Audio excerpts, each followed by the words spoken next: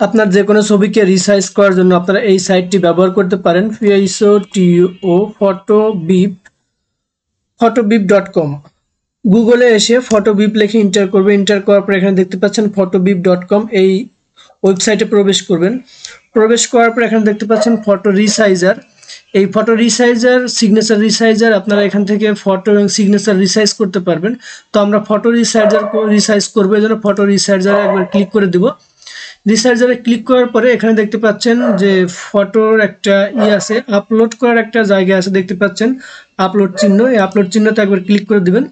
Click করে দেওয়ার পর আপনি যে ছবিটাকে রিসাইজ করতে চাচ্ছেন সেই ছবিটিকে সিলেক্ট করে ওপেনে ক্লিক করে দিবেন। ওপেন করার পরে এরকম ইন্টারফেস আসবে। এখান থেকে আপনি ছবিটিকে আপনার মতো, আপনার ইচ্ছা মতো আপনি এখানে ছোট বড় করে নিতে পারবেন। চার কোণা যে ঘর আছে এই ঘরের মধ্যে আপনার ছবিটিকে আপনি সেট করে নিতে পারবেন।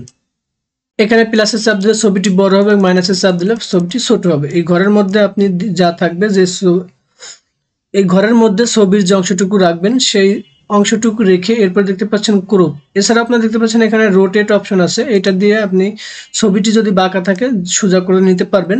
এরপর যদি আপনার মনে হয় যে ছবিটি ঠিক আছে, এরপর আপনি ক্রপে ক্লিক করে দিবেন। ক্রপে ক্লিক করার পরে আপনার ছবিটি ক্রপ করে রিসাইজ হয়ে যাবে।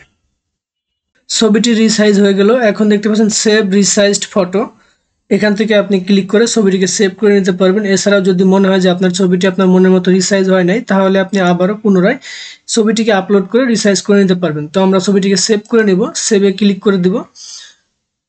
সেভে ক্লিক করে দেওয়ার সাথে সাথে দেখতে পাচ্ছেন আমাদের ছবিটি কিন্তু ডাউনলোড হয়ে গেল।